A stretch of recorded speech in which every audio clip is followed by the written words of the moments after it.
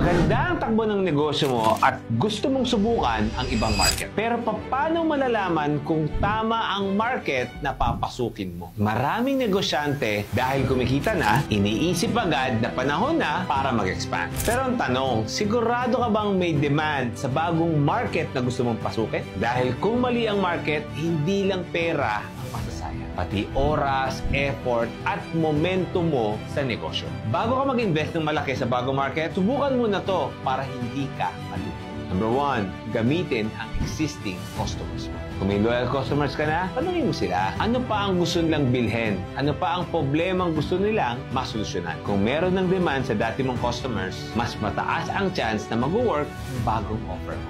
Number 2, test the market with a soft launch. Hindi mo kailangan mag-all-in agad. Subukan mong gumawa ng limited batch, pre-orders, or test run para makita mo kung may bibili ba bago kang gumastos ng ganito.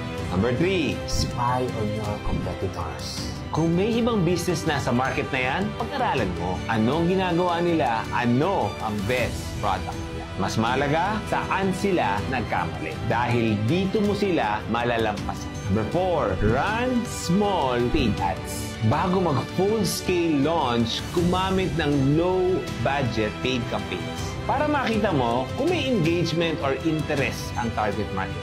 Kung walang bumibili o nag-i-inquire sa maliit na ads, baka wala talagang demand. Last, use data, not gut feeling. Maraming negosyante nag-uubos ng puhunan dahil lang sa excitement. Dahil ang desisyon mo, hindi sa feeling ko, mabenta to. Kung hindi dahil sa actual numbers, engagement rates, at feedback mula sa potential customers. Ang expansion, hindi minamadali. Dapat ito ay strategic at calculated. Dahil kung mali ang market na papasukin mo, baka hindi ka nag-expand. Baka pinapahina mo lang ang main business mo. Ganito rin sa investments. Hindi ka basta-basta dapat papasok sa bagong opportunity. Ikaw, anong unang step na gagawin mo para siguraduhin na tama ang market bago ka mag-invest ng malaki?